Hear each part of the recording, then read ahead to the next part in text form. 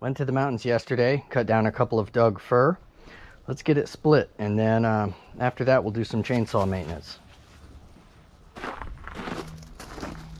All right, that's what we're dealing with there. I've already split a good bit of it. Let's get to it.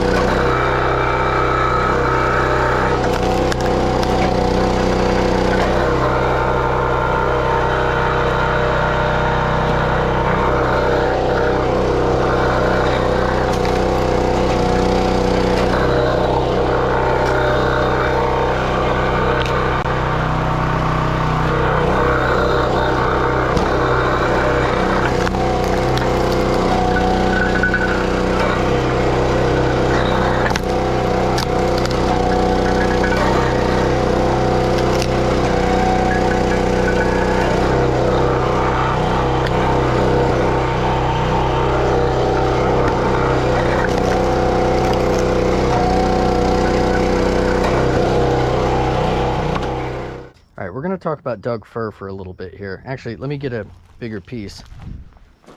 Here we go.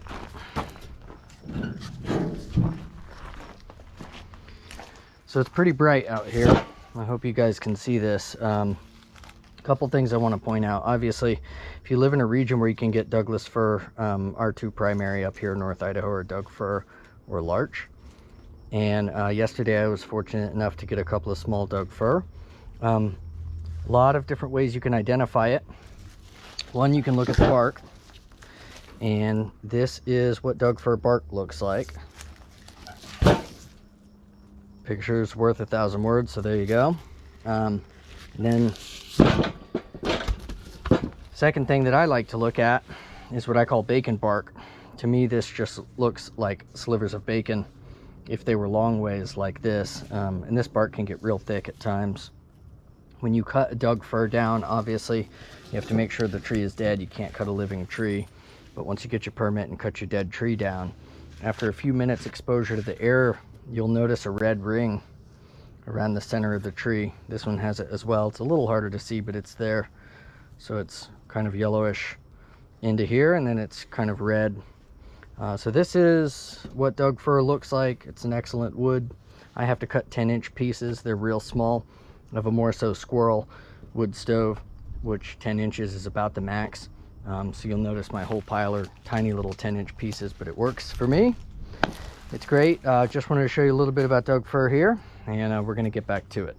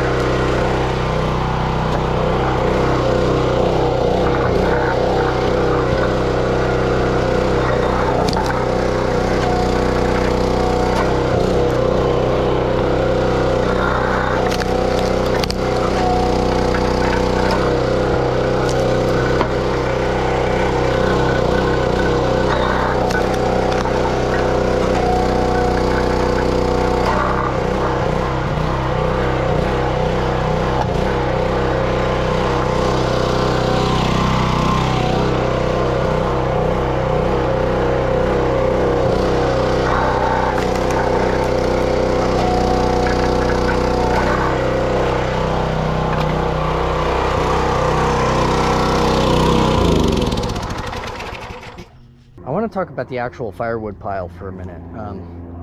You know, I spent a great deal of time getting this whole thing neatly stacked in this kind of horseshoe shape here, and at some point, year and a half, maybe 2 years ago, I was watching a video of a guy who does commercial firewood, and he has those, I think they're called IBC totes, and he just piles the wood in the IBC totes, lets the air flow through them, and stacks them that way on his property. And it dawns on me that stacking is really more of a space and organization thing. If you have to fit the maximum amount of wood in a spot, that's probably your best bet. But since I have this massive open area and another huge open area over here that I can rearrange and put more wood, I did an experiment and I just tossed wood in this pile here.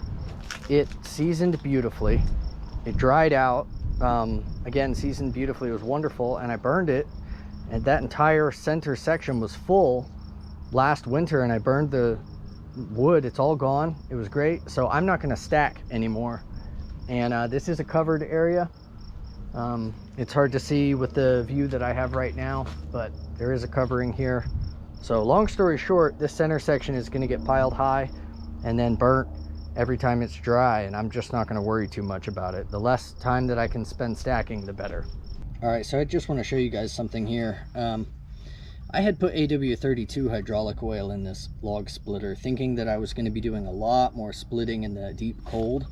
We had a pretty mild winter up here, and it's already warming up because we're all the way in May. So I need to run to the store for safety so I don't burn this pump up and buy some AW46 hydraulic oil.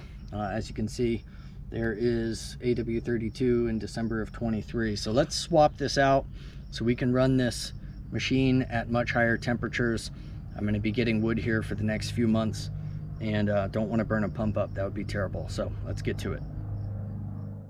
I've got this thing in the shop and it occurs to me immediately that the cylinder is extended, so there's fluid still in here, and since I'm changing the fluid from AW32 to 46, this has to go back. I'll spare you the noise, but let's go ahead and cut once that cylinder is fully retracted and all the fluid is in the reservoir. All right, so I've got you guys on kind of a wide angle lens here. I hope it doesn't look too weird, but I just want to be able to show you everything, log splitter, blah, blah, blah. I have this on a hitch that I put on my riding mower. Super easy install here. That's how I move this thing around. It's actually very heavy. All right, so the goal is to get the old AW32 out of this machine and get the new AW46 in. This is very new fluid. I'm gonna save it. Some of you guys may think I'm crazy. I only put it in 2 years ago and I didn't split very much wood with it, and that's a brand new filter. So when I check that dipstick, it is crystal clear. This stuff is pretty expensive, so I'm gonna save it.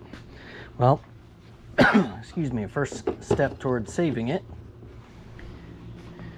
is gonna be, I'm gonna need a clean pan, so let's get this sucker clean.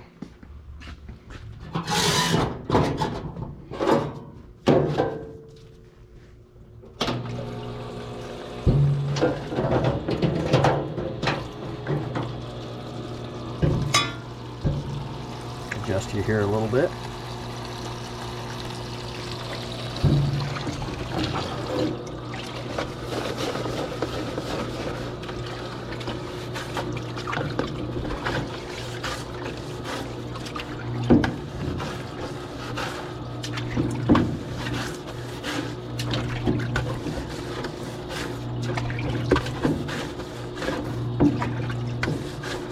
Obviously, if I'm going to save this fluid, I can't have any contaminants in the old oil pan coming back into the fluid, no matter what. That's a complete no-go. So this tub is filled with degreaser. We'll do a final spray out just to make sure this is nice and clean.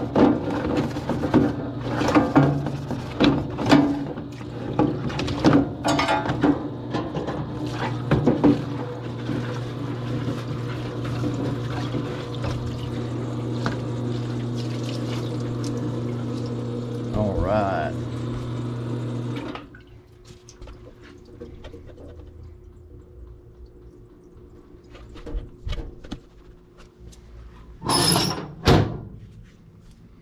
All right, let's spray this old girl out.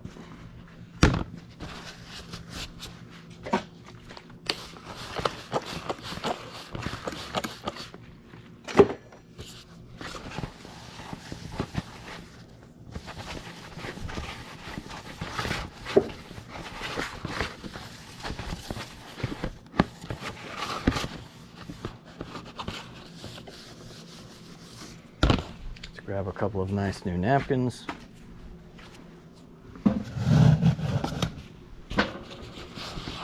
We should be good to go here.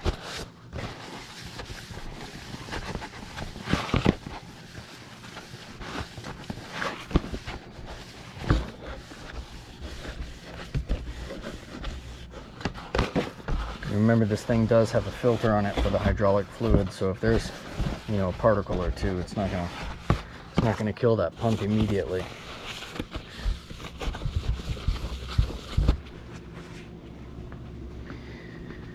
All right, so I am gonna get the machine off the riding mower, get it level. We'll drain this fluid out. We'll siphon or pump out whatever's left in the reservoir, put new fluid in, and then it's back off to the races.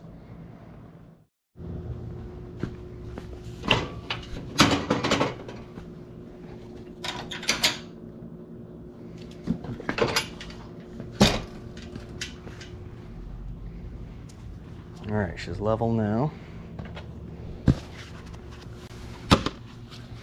So adjust you here a little bit, see what kind of tools we're gonna need. Oh yeah, this is gonna be real simple. I know this hose looks yellow. That's just the hose. The fluid is nice and clean, and since I just wiped it over this, let's wipe that back out. Not be an idiot. How much you want to bet? That's 10 mil. Let's find out.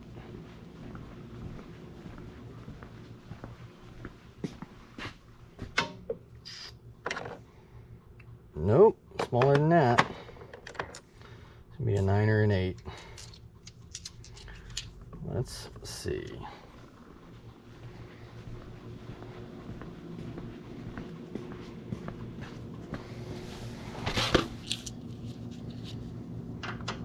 Oh, she's tiny. That's an 8.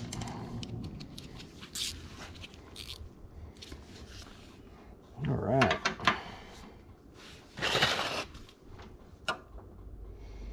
Actually, my lowest point is over there. So let's do that. Let's put this nice and snug. All right. So no change. That's my lowest point. Get a little knee pad here. I'm getting too old to be on concrete without some sort of padding.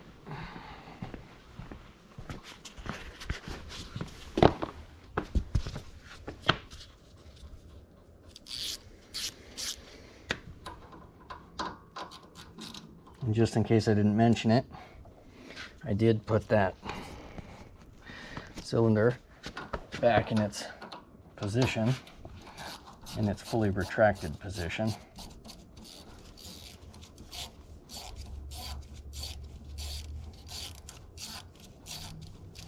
Okay.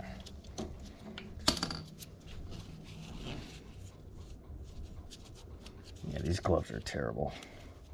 It's got a lot of good that did.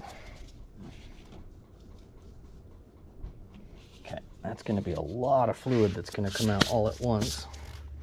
So I am going to anticipate more fluid than I think and get a bigger pan. So I have a oil extractor pump, 6.5 liter pneumatic or manual. We're going to try it with pneumatic and see how it works.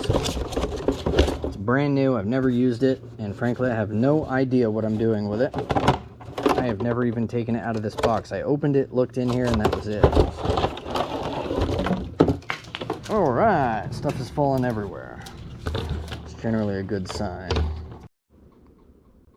So it occurs to me, if I'm going to clean this up, hey, wouldn't that be awesome if I was able to just suck a bunch of this fluid up?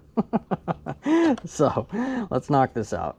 All right, we're gonna keep this real simple and use the very tool that worked so well that I got more fluid out than I expected. And we're going to use it to help us clean up here. So all of this fluid is not going to be recycled. Obviously this container is full and I have more than enough. So anything that winds up in here now is just going to get thrown out. That means if there's contaminants on the lid, don't worry about it.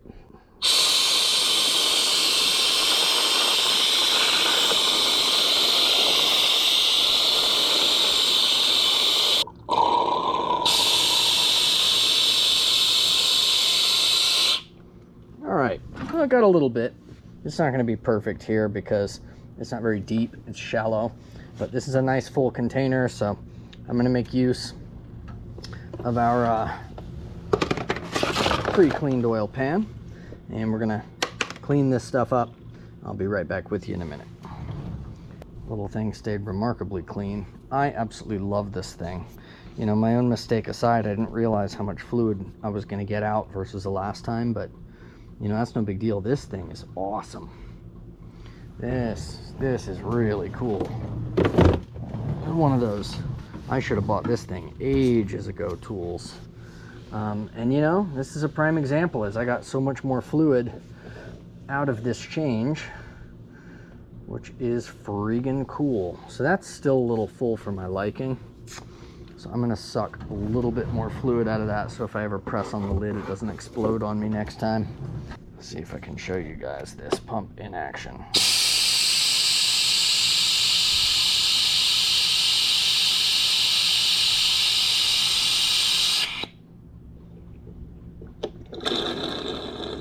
And there it goes, siphoning and doing its own thing. All right, let's see if I press on this lid. Okay, now it's not gonna overflow on me. So that's what I want. Brake clean, strongest brake clean formula, non-flammable stuff is what I like. And the reason is I can use it like this and not worry.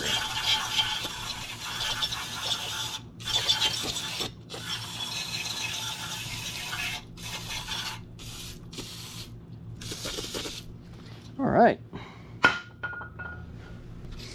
Meanwhile,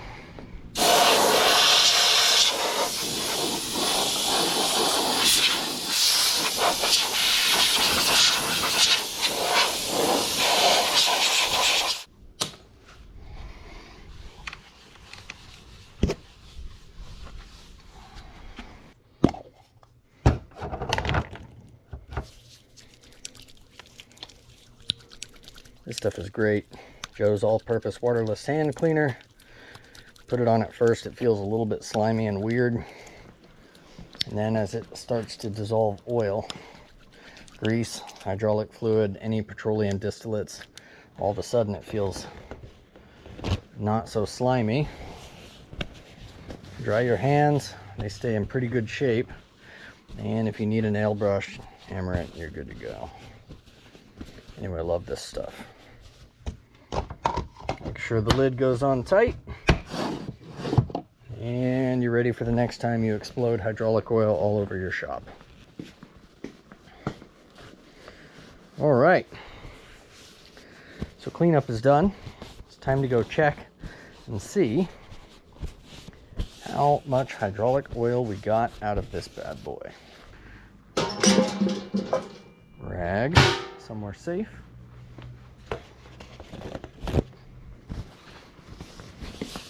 All right. What do we got? What do we got? What do we got? Okay. Let's get you tilted up here. Okay.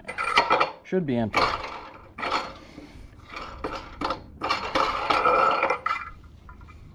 Bone dry. Absolutely nothing. So we're good to go there. And what do we have in our tube? We still have hydraulic fluid. Yeah, we've got some hydraulic fluid in that tube. So I do want as much of this out as we can get. I'm going to throw on some gloves, drain that. We'll put that hose back on, and then we're good to go. This took a lot longer than it was supposed to. It was supposed to be a simple job, but I was testing this thing, for which right now I can't figure out what this is for. It's horrible. I don't know what people use these for, but on whatever PSI I chose, this didn't remove much fluid, and the fluid that it did remove, it sprayed absolutely everywhere. So if somebody can tell me what this thing is for, that would be awesome. Right over there. And let's see if we can get this bad boy out. Easy breezy.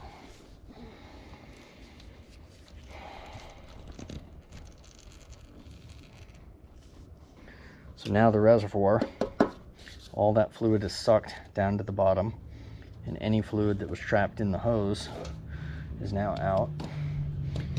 There's our high pressure pump. So we're good to go there. Let's get this back on. It doesn't need to be any more complicated than that. This is all junk fluid, so I don't care what happens.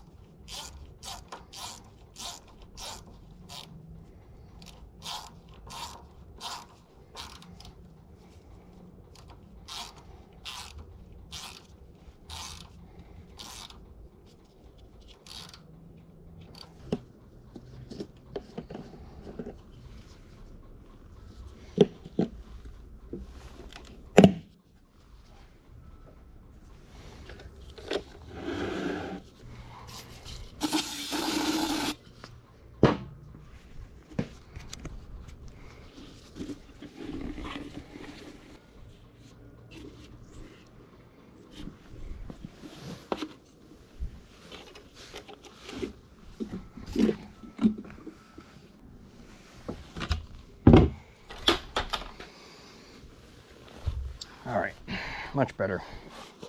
First round of AW46.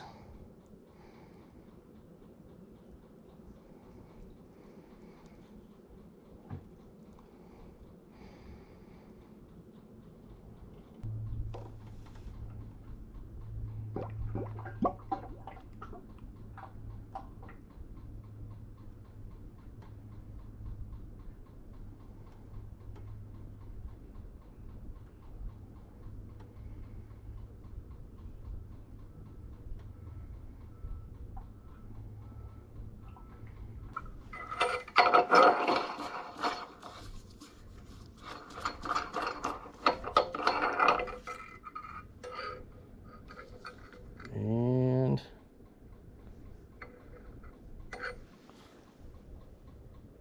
very hard to tell, but I think we nailed it. I think we absolutely nailed it.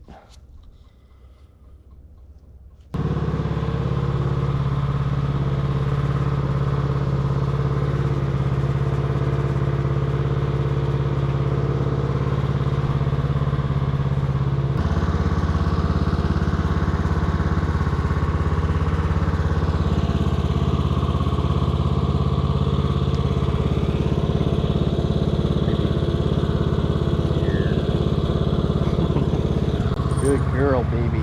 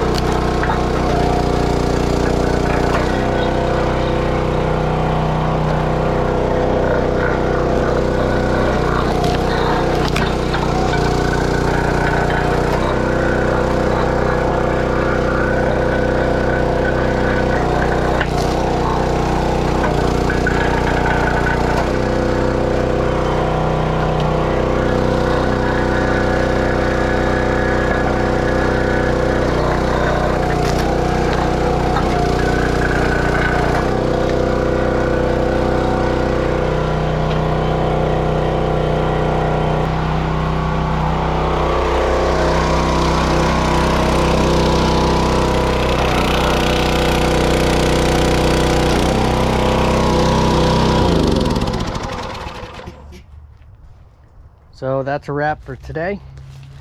Nice new hydraulic fluid AW46 for the correct temperature and time of year here in North Idaho in early May.